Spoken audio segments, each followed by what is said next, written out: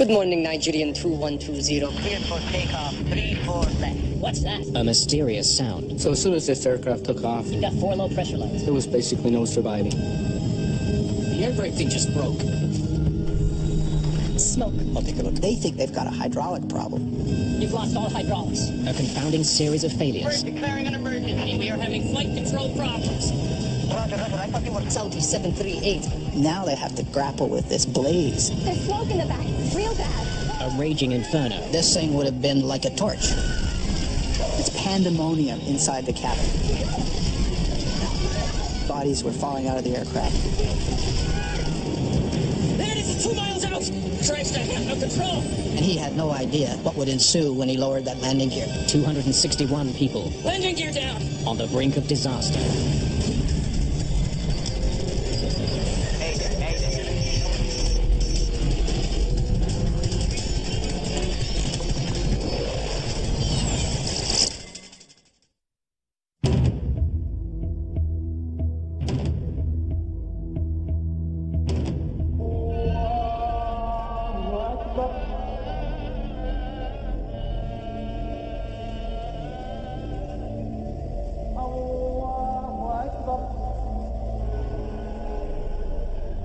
Mecca, Saudi Arabia, the birthplace of the Prophet Muhammad.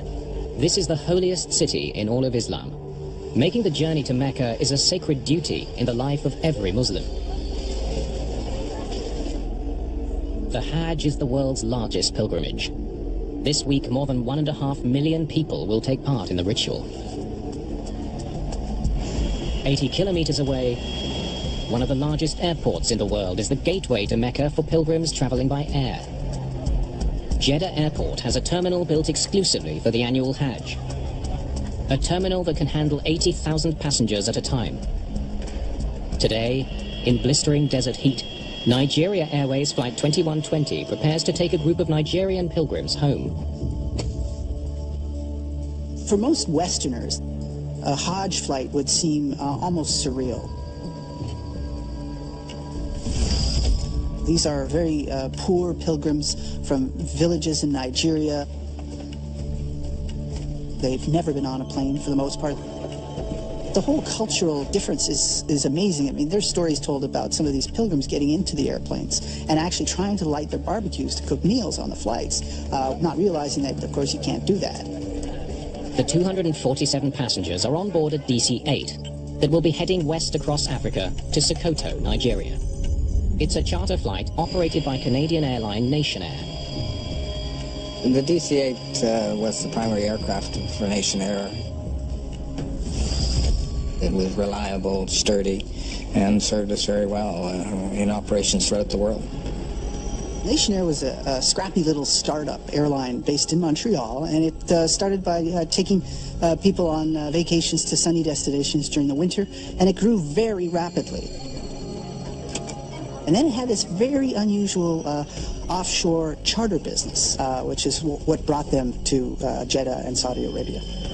By offering unconventional flights that most other airlines would never consider, Nation Air is giving its competition a run for their money. Sir, you have to take your seat, please. Captain William Allen is a former Canadian Air Force pilot. He has more than 20 years of flying experience. First Officer Kent Davidge will be at the controls today, piloting Flight 2120 out of Jeddah. Close her up and get out of here. Ready for it. You've got number 4 way up here.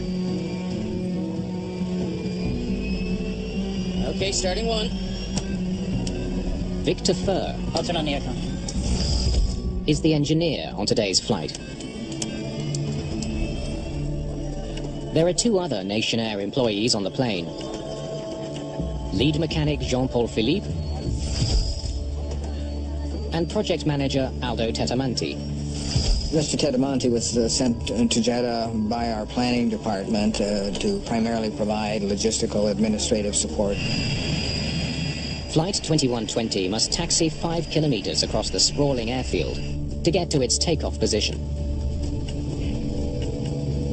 Flight controls.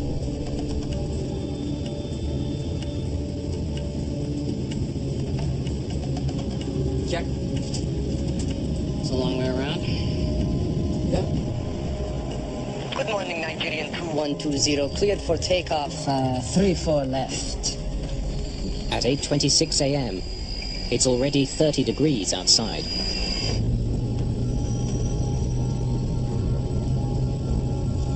Runway's clear.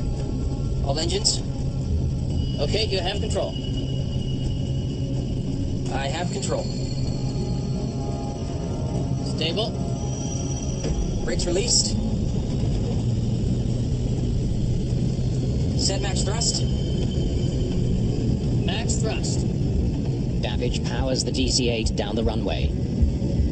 So early in the takeoff roll, they hear a loud sound in the cockpit. And the flight engineer says, What's that? The instruments show no indication of trouble. they continue to accelerate. 80 knots. 90 knots now. 90 knots, check.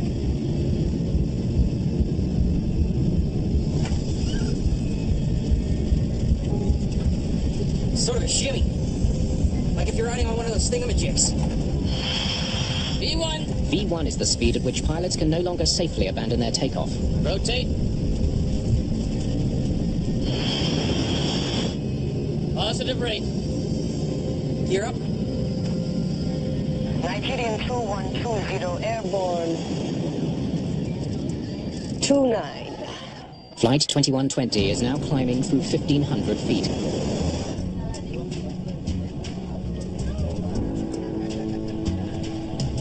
The plane has been in the air for 1.5 minutes. You've got 4 low pressure lights. What have we got? You've got 4 low pressure lights. Yeah. We might be losing pressurization. Pressurization is uncontrolled. The instruments indicate that the plane isn't pressurizing properly. But in the cabin, nothing seems wrong. Level off. Okay. Nation Air 2120, we'd like to just level off at 2,000 feet, if that's okay. We're having a slight pressurization problem. In the tower, the controller has his hands full. An odd coincidence is creating confusion. Another plane is reporting the exact same problem. Say call sign. The controller thought he was talking to one aircraft with a pressurization problem, when in fact there were 2 aircrafts reporting pressurization problems simultaneously. I'd just like to level off at 2,000 feet. There's a spoiler light.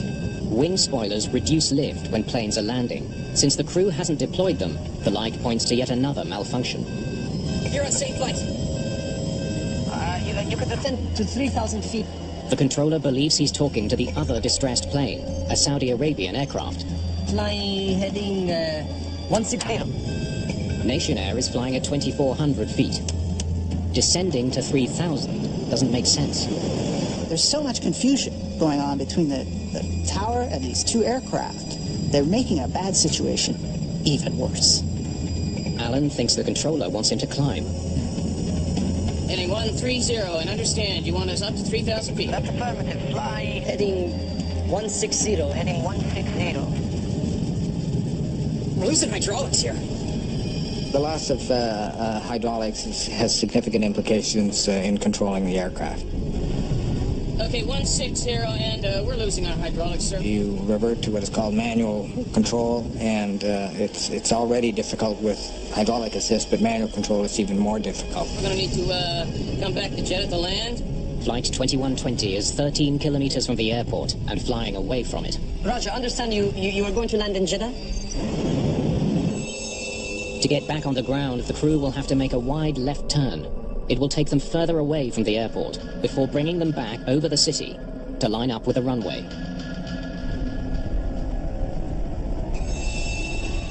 In the cabin, the first signs of trouble.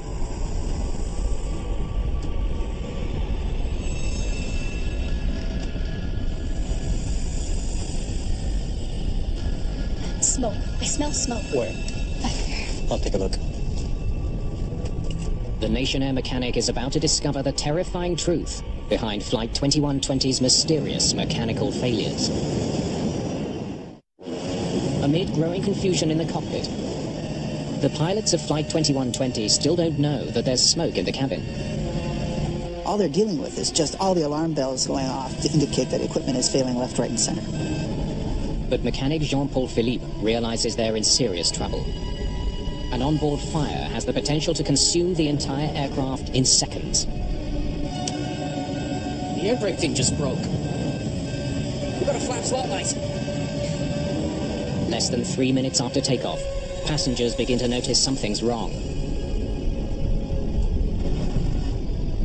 Okay, sir, we have a problem. We're leveling it here right at the moment. Level off right now. Right now, level off. We're level 3. The controller still believes he's talking to another plane. Yeah, I will give you further instructions. Descend right now, 3,000 feet. Jeddah Airport is now 20 kilometers away. With the heaviest smoke at the back of the plane, passengers rush forward, desperate for air. Okay, leveling at 3,000 feet. If you could give us a heading back toward the runway. We're clearing an emergency. We'll advise you of the problem. We're declaring an emergency at this time. Roger, confirm you would like to be runway 16. No, 34 would be better. We're going to need time to get ready for the landing. So we have confusion between the two planes in the tower. We have, unbeknownst to the pilot and the crew in the cockpit, smoke billowing into the passenger's seat area.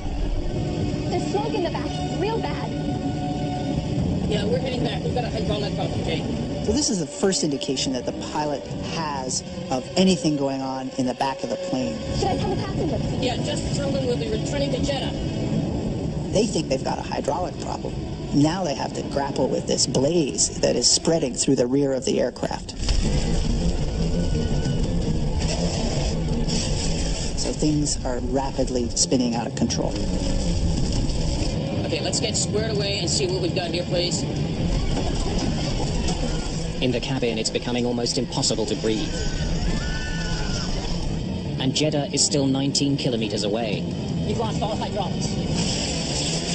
The odds on making it back to the airport are getting slimmer. Damn it! I've gone to ailerons! Davidge can't steer the plane with no hydraulics. Captain, hang on, I've got it. Captain Allen struggles with his control column, but it too could fail at any moment. Let's get lined up before things get any worse. Okay, so we're at 2,000 feet now, declaring an emergency. We are having flight control problems. Roger, I thought you were Saudi 738. Only now does the controller realize that the troubled aircraft is the Nation Air flight. Turn left right now, Heading 080, expect runway 34 left. By this time, it's pandemonium inside the cabin. Passengers are being engulfed by flames, and bodies are starting to fall from the aircraft fuselage. The plane is right over Jeddah, a city of 2 million people. Bodies were falling out of the aircraft 11 miles from the airport. Okay, sir, we're having trouble turning. We are having flight control problems. We will try to turn left. We are having flight control problems. In the situation, it would have made certainly controlling the aircraft for an approach and landing very, very difficult. How much further? 10 miles. 1,700 feet. Choking for air, some passengers try to open the doors. At this speed, it's impossible. Jeddah 2120, clear to land, runway 34 left. Okay, we're coming straight in. We'll land on the left. Require emergency vehicles immediately. We have a fire. We will be ground evacuating. Jeddah 2120, clear to land, any runway, clear to land. There it is, 2 miles out. All right, let's get on the ground. I lost elevators. Christ, I have no control. Landing gear down.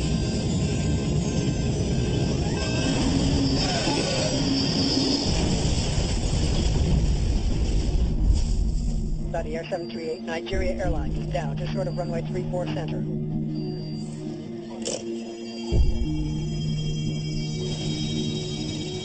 The fiery explosion and sudden impact with the ground has all but obliterated Flight 2120.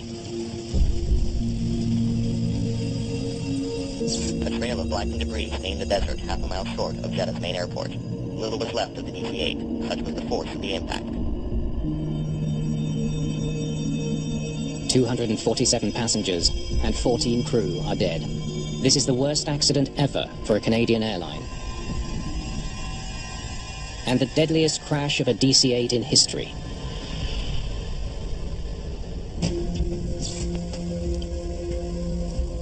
One day after the crash, a team of Canadian investigators arrives in Jeddah.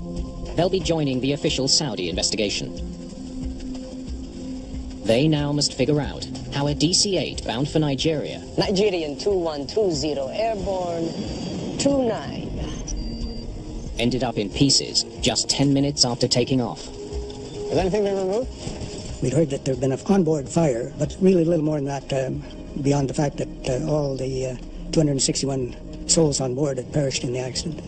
Bill Taylor is the Transportation Safety Board of Canada's technical expert.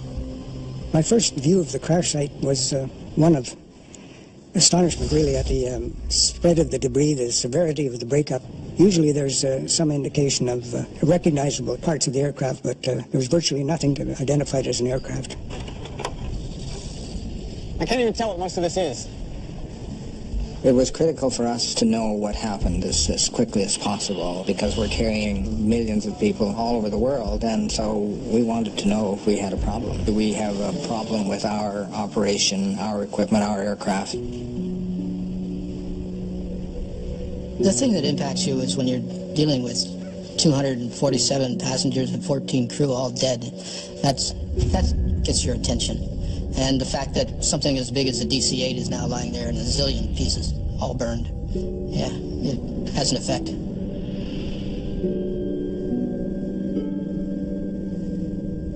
I was responsible for performing a site survey which identified the location of the major parts of the wreckage and searching for evidence of the source of the onboard fire. By mapping the spread of the debris, the investigators begin to get a picture of what happened to the DC-8 at the moment of impact. The fuel sprayed out in a V shape and instantaneous fire over that area. Obviously what had happened as the aircraft hit the ground with a severe down motion, it ruptured all of the fuel tanks.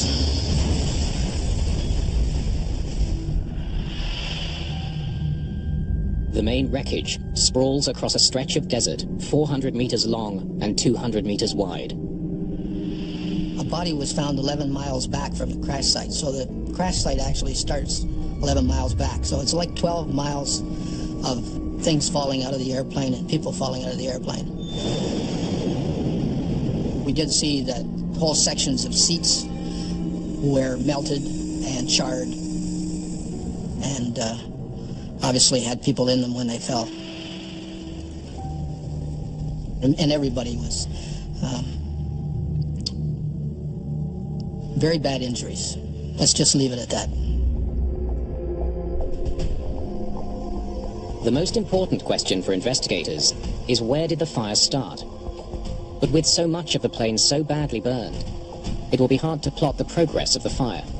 They need to distinguish between pieces that burned in the air from those that caught fire on the ground. A small mag. Damage from an in-flight fire is usually considerably greater than ground fire because of the extra heat developed from the airflow giving the blowtorch effect, and the effect on the metal is to heat it to the point where it's almost molten, whereas in the post-crash fire it's an even coating and any material that melts drips straight down. The wreckage from the front of the plane shows the least amount of fire damage. Remnants from the center fuselage are the most severely burned. This indicates that the fire likely began in the plane's mid-section. The center fuel cell had been penetrated by the fire because there was one part of that wall that you could see a clear burn-through pattern in the wall. We found that the tail section of the airplane was covered with molten aluminum, indicating that the airstream had brought parts of the melting airplane back. It's clear the fire grew hot enough to melt the fuselage before the plane hit the ground. But how the fire started is still a mystery. Let's get all these pieces back to the hangar. The Saudi government provides a hangar for the investigators to conduct a more in-depth analysis of the wreckage. The lead investigator on the case is the Transportation Safety Board's Ron Coleman. The Saudis didn't have the expertise on the ground or in the area and hadn't done any major accident investigations that I was aware of. And also, they didn't have any engineering lab capability, and we did, so they opted to let us do that work for them.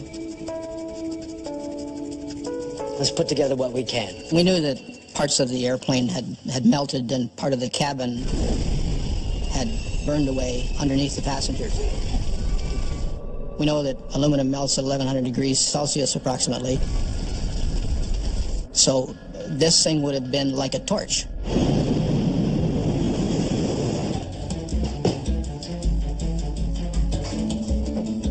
Before investigators can reach any conclusions about what caused the crash, Nation Air puts forward a theory of its own. Early on, Nation Air claimed that a foreign object, a hunk of metal, had been on the tarmac at Jeddah. Nation Air makes that claim after learning remnants of blown tires were found on the runway.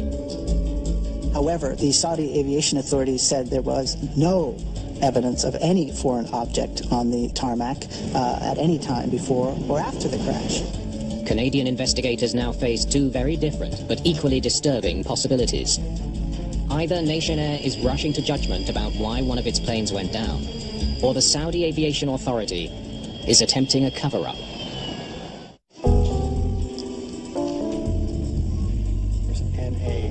Examining the remains of Flight 2120's landing gear, investigators discover that the wheels may have had something to do with the crash. One of the left wheel rims shows clear signs of having been scraped along the runway. This is the number 2 wheel that was recovered from the accident site. You can see here the area where the wheel was ground down. You can imagine the kind of heat that would generate running along the runway, scraping off. At the crash site, Bill Taylor makes a chance discovery. It adds an unexpected new layer to the investigation. I noticed a piece of paper blowing across the site. Picked it up, and I could see there was handwritten notes on this paper, and it turned out to be part of the A-flight inspection checklist, and it was the actual page that recorded tire pressures. Hey. The maintenance checklist shows that the tires were inflated to normal pressure. What is not normal is that there are 2 different colors of ink, with a second entry written over the first. It was apparent that the numbers had been changed at some point. It didn't look right. We recommended that we send it to the RCMP for them to look at it and see if it had been altered or documented, because there is a law in the aviation industry that no documents shall be altered. And this one looks suspect. The plane's flight data recorder and the cockpit voice recorder have been recovered. Though it's far from certain whether any data has survived the intense heat and heavy impact. We packaged them and transported them back to the Canadian lab for analysis. Tire tracks on the runway offer some intriguing clues about what happened to Flight 2120. Left main landing gear had been leaving marks, rubber marks, to begin with. So this is the outer left one. These continued for some distance, and then we see where the inboard front tire of the left landing gear had lost its tire. In other words, the tire had blown, and the wheel had come down into contact with the runway. From rubber marks on the runway, Taylor concludes that the aircraft blew 2 adjacent tires, both from the left main landing gear. What's that? It's an important discovery, but they still don't know why the tires burst, nor how that could have led to the catastrophic fire. Let's spread it out, see what's what. Investigators next examine pieces of tire found on the runway. They're looking for any signs of a defect or heavy tire wear. Visual examination found that the tires had sufficient tread to continue in service. They were worn, but still pretty good shape. The discovery supports Nation Air's claim. It's possible that the DC-8 did, in fact, hit something on the runway that caused a puncture. Press releases at the time provided by the president of the company stated that the cause of the tire failure was debris on the runway. Even with 2 blown tires, positive rate, Flight 2120 got airborne. The connection between the blown tires and the calamity that consumed the plane still isn't clear. Okay, let's get squared away and see what we've got here, please.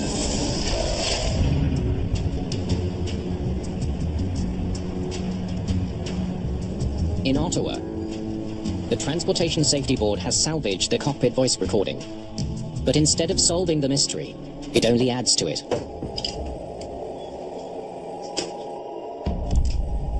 What's that? We got a flat tire, you figure? The voice recorder confirms that the crew suspected they had a blown tire. You're not leaning on the brakes, eh? The pilot flying is the only one that has his feet on the rudder pedals on the takeoff. The rudder pedals are also the brake pedals. No, I'm not. I got my feet on the bottom of the rudder. It can happen from time to time that you touch the brakes either for directional control or inadvertently. And I assume that that's what the captain thought, that he might have inadvertently touched the brake pedal. It's common for pilots to take off with blown tires. It's considered less dangerous than aborting a takeoff at high speeds. Tire failures at the time were not an uncommon event, nor are they today. You take off successfully, continue en route, and land at destination without adverse consequences. Okay, we're like 3,000 feet, and if you could give us a heading back toward the runway. The Nation Air crew finally does declare an emergency. We're declaring an emergency. We're advised of the problem. We're declaring an emergency at this time. It's then that the air traffic controller realizes his mistake. Roger, I thought you were Saudi 738. There was another flight coming inbound that was having problems, and the air traffic controller thought that he was talking to the other aircraft. Roger, confirm you would like to be... Investigators wonder if that confusion contributed to the disaster by delaying the DC-8's return to Jeddah. No, 34 would be better. We're going to need time to get ready for the landing. But after studying air traffic communication transcripts and analyzing the flight path, they determined that the mix-up did not add any time to the return journey. As it turns out, this didn't have any effect on the eventual crashing of the aircraft. The question remains, could a blown tire have somehow led to an intense fire that took down a commercial aircraft in 10 minutes? At the Royal Canadian Mounted Police Forensics Lab, technicians have analyzed the Nation Air maintenance log. Tests reveal 2 layers of ink on the log entries. The readings for the tire pressure were written over, and the actual readings that were underneath showed 20 to 30 psi below the required levels to operate the plane and tires safely. So the only conclusion that you could make from that is that the entries were falsified. Tell me what the plan was for the tires. With this troubling new information, investigators now turn their attention to the mechanics who last worked on the plane. They learned that 4 days before the crash, at a stop in Ghana, Africa, mechanics wanted to change the tires. The tread was beginning to wear, and the pressure was low.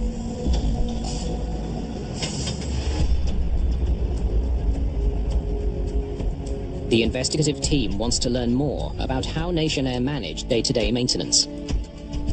Bill Taylor is joined by operations expert Larry Vance.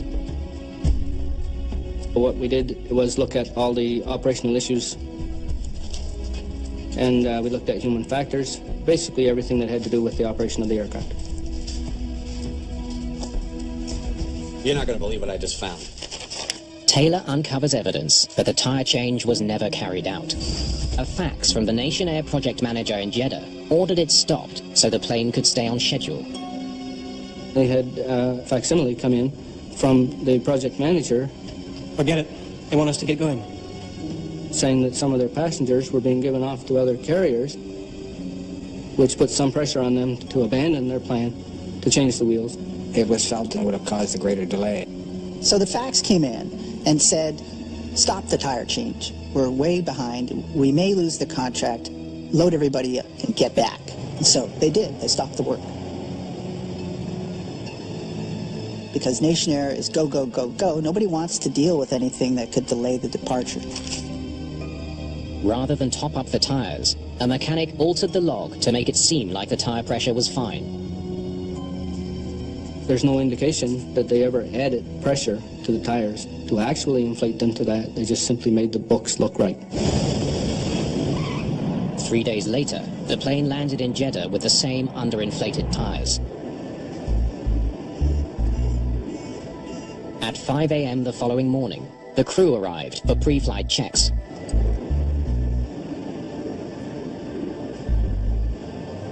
"20 minutes before takeoff, lead mechanic Jean-Paul Philippe finally decided to get the tires topped up. He had waited for quite a long time. I believe the passengers were on board and the baggage was on board. Basically, the flight was ready to leave when he finally decided it was the right thing to do to try and get nitrogen. All the tanks are empty. Aircraft tires are inflated with nitrogen, not air. Nitrogen does not expand as much as air. It's also less flammable. He actually made an attempt to find nitrogen to top the tires up. Listen, I just need to top up 2 tires. That's it. Philippe asked another airline to help. I just need to top up 2 tires. They had nitrogen bottles, but they were empty. That didn't go very well. It was reported to us that the project manager just simply said, forget it. We're not going to get nitrogen. We're going to go without topping up the tires. And away they went. He's not a commercial pilot or a trained mechanic. Investigators now conclude that the project manager's lack of experience was a critical factor in the accident. He was making operational type decisions on behalf of, or instead of, some of the people who should have been making the decisions themselves and putting a stop to things like allowing the aircraft to fly with underinflated tires. Oh, let me guess, we gotta go. It was something new and was to have actually assisted us in being better prepared and operating more effectively. In hindsight, the irony is where the reverse actually happened, that additional pressure was put on the crews. Any decision to take off with an unworthy airplane or tires that were low ultimately should have been communicated to the captain, because the captain is the person that's responsible for the safety of the airplane and the crew. But that didn't happen. No one in the cockpit was likely aware the tires were underinflated before takeoff. I don't think this flight engineer would find it significant to see that values and the tire pressures were changed, as that is not an unusual occurrence on a journey log. Incorrect values are entered and they're changed or fixed. Before it crashed, claiming 261 lives, the same plane took off and landed 7 times with the underinflated tires. Records show that the plane's loaded weight was about the same for each flight. So why did the tires blow on July the 11th at Jeddah? How long is that taxiway anyway? Investigators suspect the answer relates to the sheer size of the airport, combined with extreme desert temperatures. It was something like 11 minutes of taxiing with several turns. So it was a long taxi before they even started the takeoff run. They taxied for 5 kilometers. The tires must have been burning up on the tarmac.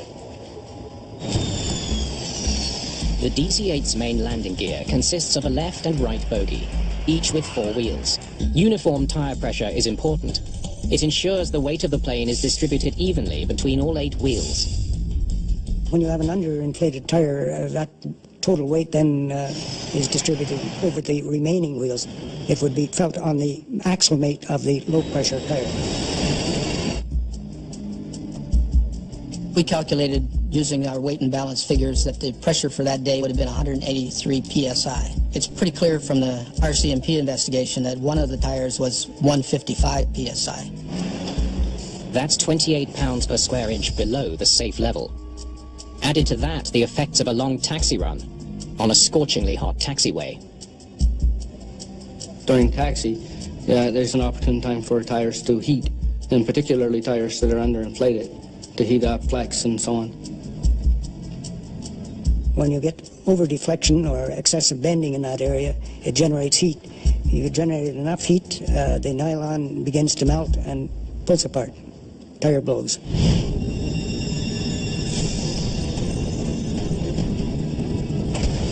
What's that? The first tire to burst was not the low one, but the one right beside it. 90 knots now. 90 The knots. underinflated tire blew next. The wheel rim hit the runway. And when that started to drag and wear down the runway, it got super hot. Hot enough to ignite the rubber tires. The crew took the fire into the air with them, and it quickly consumed the plane. So as soon as this aircraft took off and they retracted the landing gear, there was basically no surviving. Gear up. The fire was going to spread. There's smoke in the back, real bad. They were going to crash. Yeah, just tell them we'll be returning to Jeddah.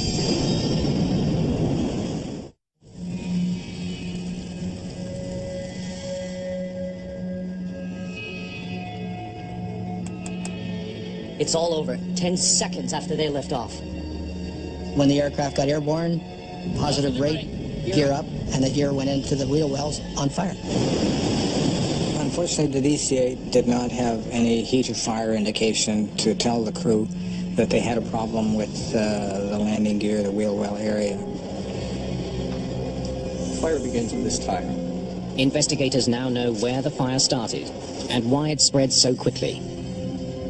The left wheel well burns first. Using the remnants of tire and perhaps hydraulic fluid as the fuel, this fire continued to burn in the wheel well. We might be losing pressurization. Pressurization is uncontrolled.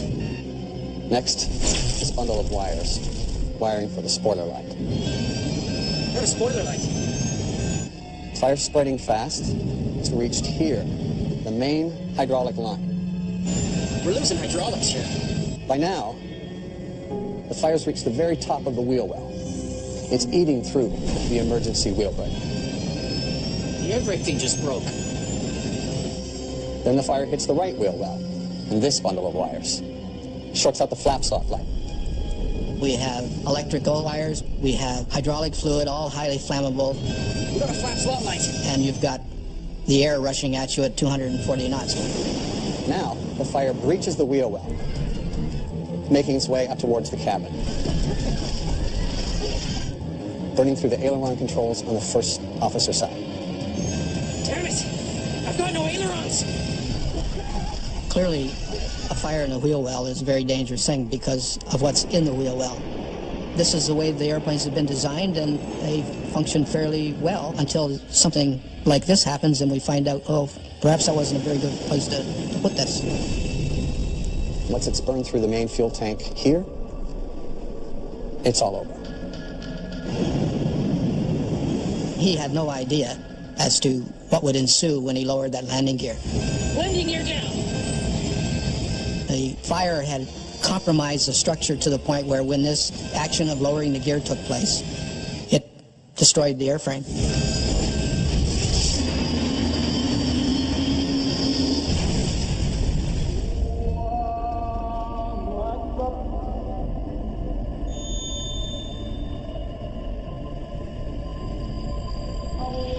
The official accident report, issued almost 2 years after the crash, found the DC-8 was unfit to fly.